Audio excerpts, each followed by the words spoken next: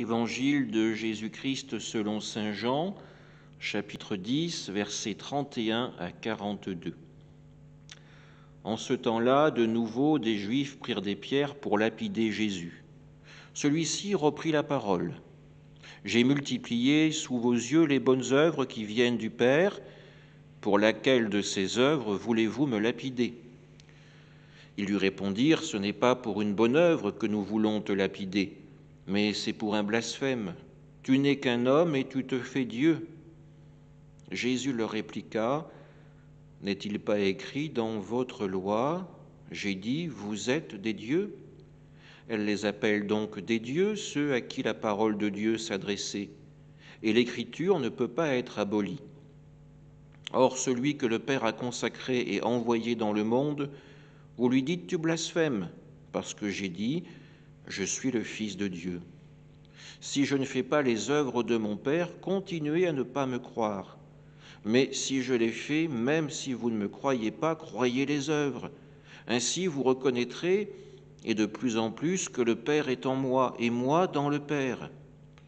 Eux cherchaient de nouveau à l'arrêter, mais il échappa à leurs mains. Il repartit de l'autre côté du Jourdain, à l'endroit où au début Jean baptisait, et il y demeura. Beaucoup vinrent à lui en déclarant « Jean n'a pas accompli de signe, mais tout ce que Jean a dit de celui-ci était vrai. » Et là, beaucoup crurent en lui. Acclamons la parole de Dieu. Encore une fois, il y a une scène d'incompréhension entre les Juifs qui sont dans une démarche de foi, qui cherchent à connaître Dieu, et leur incapacité à découvrir la personne même de Jésus. Jésus qui se dit Fils de Dieu, qui est la parole incarnée, et que l'on accuse justement de dévoyer les commandements, la loi de Moïse. Jésus qui les invite au moins à prêter attention aux œuvres, qu'ils ne croient pas en lui, soit, mais qu'ils aient au moins l'honnêteté de reconnaître les œuvres qu'il a accomplies, non pas en son nom, mais au nom du Père, non pas pour sa gloire, mais pour la gloire de Dieu. Devant encore une fois cette incompréhension, Jésus reprendra un temps de silence, un temps de désert, là où Jean le Baptiste baptisait.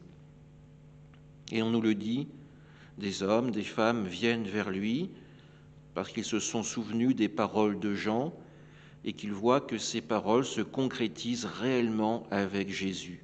Il est bien l'agneau de Dieu, il est bien le Messie, il est bien celui qui va guider son peuple. Reste encore à cette foule à découvrir un Messie souffrant, mais aussi un ressuscité. Amen.